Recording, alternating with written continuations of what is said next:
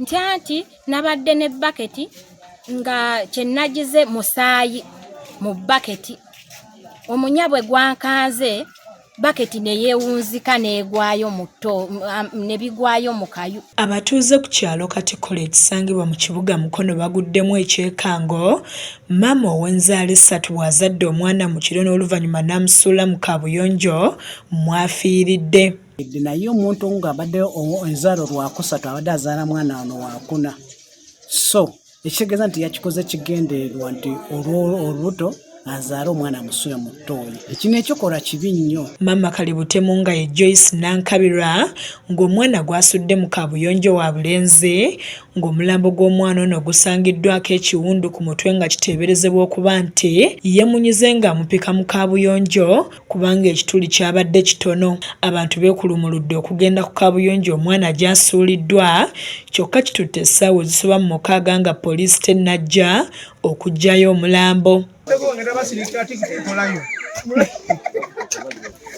Allen Bukirwa ng'ono ye ssenga wa Nankabirwa agamba nti amawulire gano agafunye ku ssaawa 11 ez'okumakya nga muwala we amutegeezezza nti afunye obuzibu mu lubuto n'avaamu omusaayi nga bw'agututte okuguyiwa mu kaabuyonjo yeekanze omunya, baketi ne yeewunzika mu kaabuyonjo kyokka oluzizzaayo amaaso agakubye ku mwana. Nti nabadde ne baketi nga kyenagize musaayi mu baketi omunyabwe gwankanze baketi ne yeewunzika negwayo muto ne bigwayo mu kayu. Jjajja wa Nankabirwa Lovinsa Mary Nakazibwe avumiridde ekikolwa kya muzzukulu we kyokka obuzibu butadde ku bavubuka abafunyisa abawala embuto ate ne bazeegaana.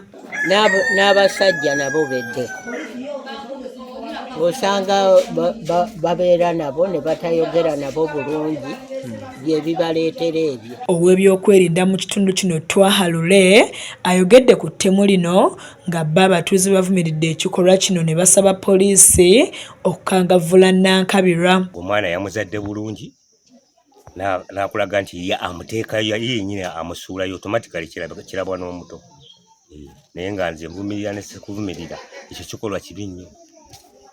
Kibi nnyo era kiraze endowooza y'omukyala.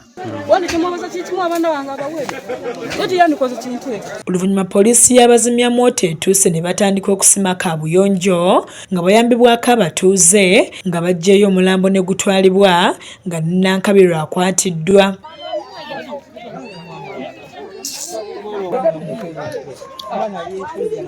Paul Kaweesa yakusakidde eggulire lino ku lwa KSTV akaleero.